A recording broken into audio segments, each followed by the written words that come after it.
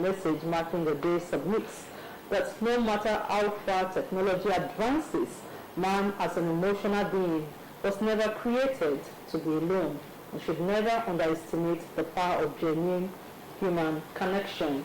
Friendship, she notes, is a reminder to be our brother's keeper, show kindness to and reject unhealthy behaviors that divide, adding that a simple act of kindness can heal a broken heart and help in making the world a better place.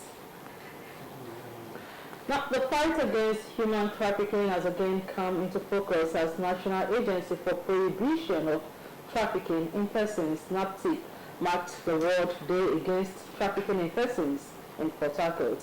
NAPTIP emphasizes the need for collective action to prevent exploitation, protect victims, and bring traffickers to justice. Abigail Zorogi's reports will be presented to you in a subsequent bulletin. About 12 new permanent secretaries have been sworn into the Rivers State Government Executive Council with a charge to contribute towards the success of Governor Siminalayi Fubara's led administration. The swearing-in ceremony held at Government House, Port Harcourt, marks a significant milestone by the present administration to inject fresh brains into the system. Kingsley Amajiri reports. Permanent secretaries, as highest-ranking civil servants, remain the engine room of the various ministries, ensuring that government policies are translated into effective public administration and safeguarding the integrity and efficiency of the civil service. The swearing-in of these 12 new permanent secretaries at this time in the life of the present administration in Rivers State comes with greater responsibilities. Governor Fubara charged them to help his administration actualize set goals. It is my wish that your coming on board is to help this administration achieve its goal. Not personal goal of moving the state further. When we are done with our own, I believe that your good work will help whoever is going to take over from us to also continue the good work in our dear state. In the meantime, we'd like to get the thought of some of those permanent secretaries that took the oath of office and what they seek to contribute.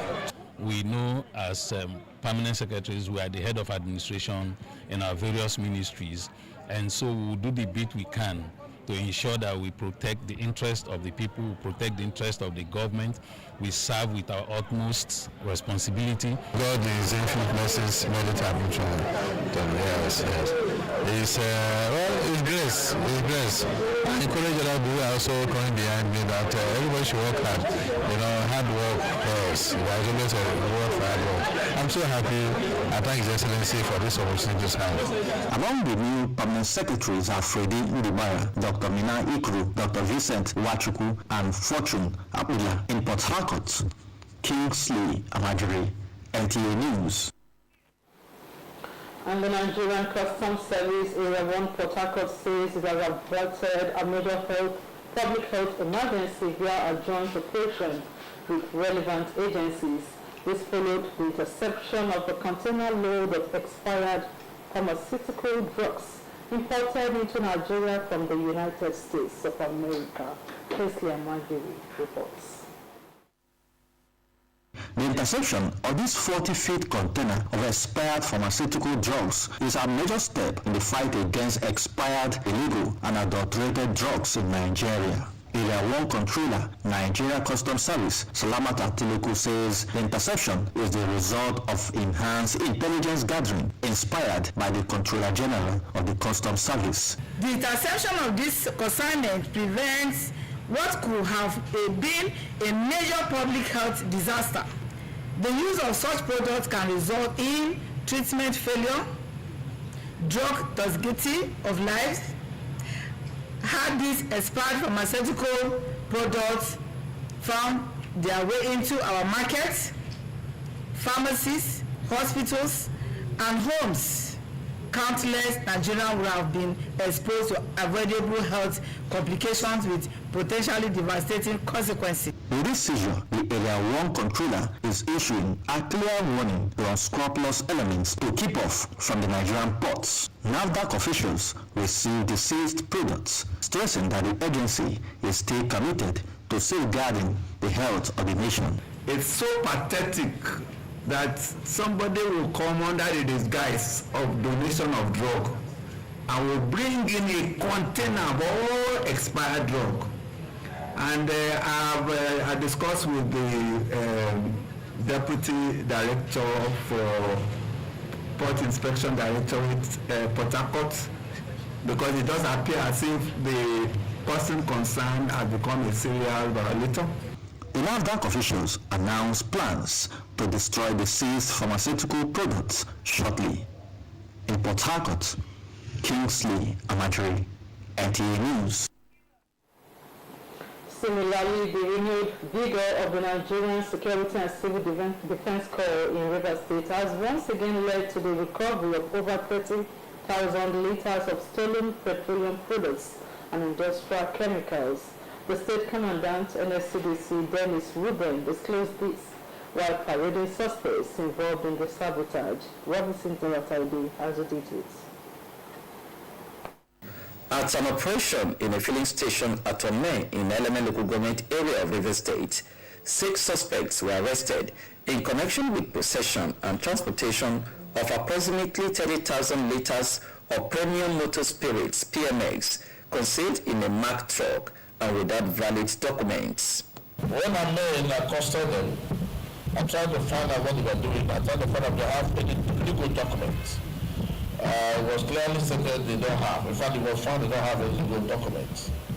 So we found about 30,000 liters of suspected PMS were recovered in the bank trucks. And where they get it from, my team of investigative officers, they are on to unveil the source. In a related operation, anti-vandal surveillance responded to security breach at NNPCL OMN 18 Cotton Channel 3 gas plant, leading to the arrest of 1 suspect while others escaped. The suspect was arrested with industrial corrosion inhibitor chemicals concealed in 9 sacks containing approximately 25 liters each. One of the suspects, Fred Bennett, was intercepted while flying through the waterways. We also want to beg on the public to please don't relent in giving us credible information, actionable information, to ensuring that we curb this menace. A locally fabricated hand-pulling boat was also recovered from the suspect. In Port Harcourt, Robinson Tarataibe, NTA News. Meanwhile, Chairman of Ikoro Local Government Area, Charles Wobodo, has reaffirmed his administration's commitment to fast-tracking development programs across the area. This is as he hands over operational vehicles to top officials with support to the council's leadership towards greater performance. Kingsley Amajiri again reports. This official handover of operational vehicles to serving councillors and top officials mark yet another significant program targeted at enhancing performance and productivity among staff of the local government area. Chairman of Council, Charles Wobodo, says he is in a hurry to bring development to his people. And make sure that we deliver the needs of democracy to the people of the local government. So anytime we call on them, they will listen to us. And that's what we are doing today. But giving this to the councillors and other people, I think I'm sure, like you said, they are happy. And we are also happy that at least we've achieved the first phase of this operational vehicle. We are going light. The light is on now. As we are moving, that's a very huge project for us. We are moving, we are making sure that this will get to all communities in Ikoro local government. That's the general thing we are. Deputy Speaker, Rivers State House of Assembly, Domlem Hao, who unveiled the vehicles, notes that the least expectation from the populace is performance from elected officials, while commending the council chairman for the initiative. Mandate must match competence. People gave mandate to somebody who is competent, and that is the reason we are saying what we are saying. Very simple. They should do that which is just and right before men and God, and remember that they are on the mandate of the people, and they have a responsibility to deliver dividends of democracy to their people. The current council leadership saying he is creating value at the grassroots. Everybody in our local government is excited. In fact, it has surpassed our expectations. Today, people can see that there is a dividend for democracy, and that's what's important. I am pleased with what he has done today and with all what he has been doing. I'm very, very pleased. I'm overwhelmed.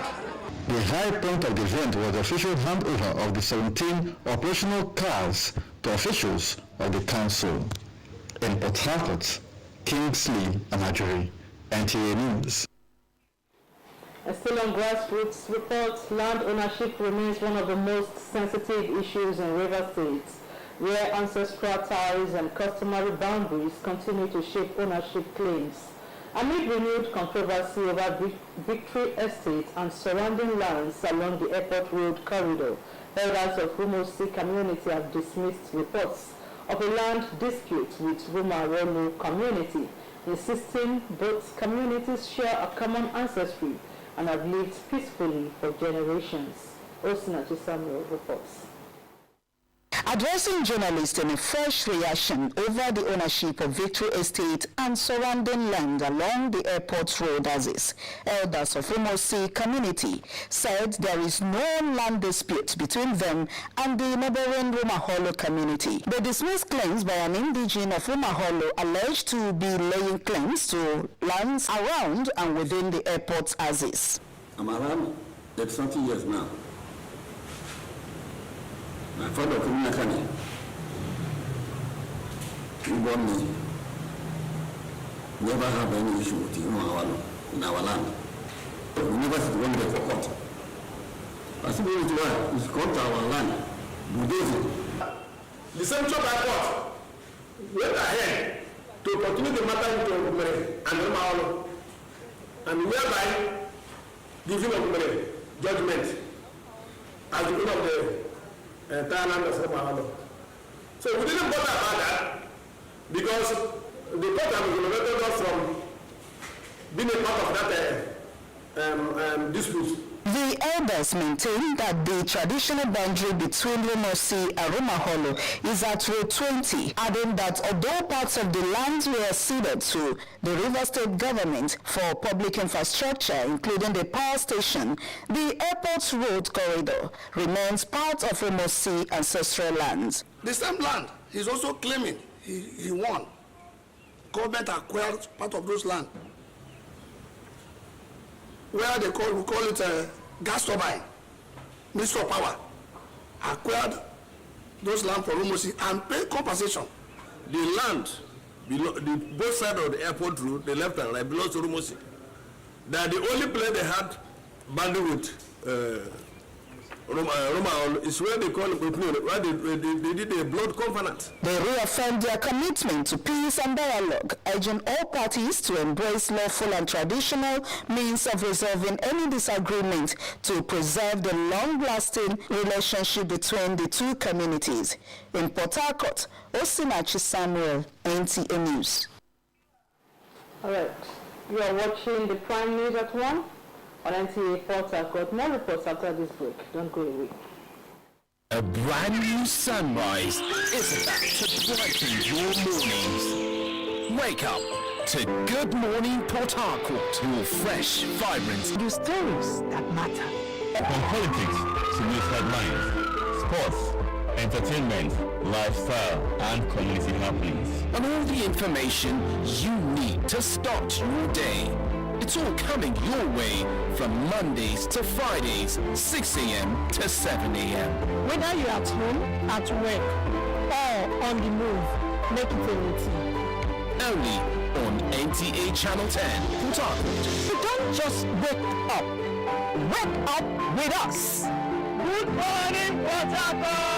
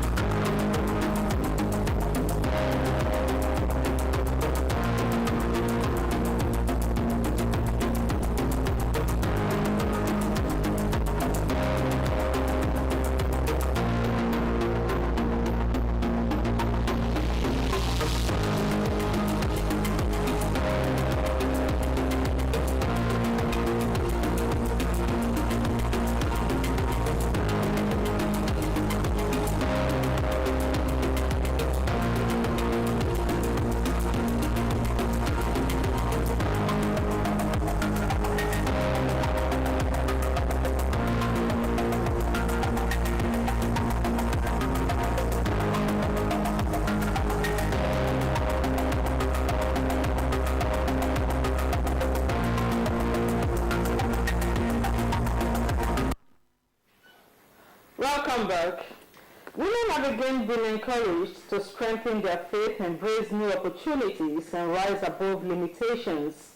The call was made at the 17th edition of the Ministers' Prayer Network Apostolic Women Conference, which holds at the International Convention Center at Gilga Camp, Obuzo, Asa, in Abia State. Precious Aripo was there, and now reports. The conference, themed Break Forth Beyond Old Limits, featured prayers, worship, and teachings on spiritual growth and family life.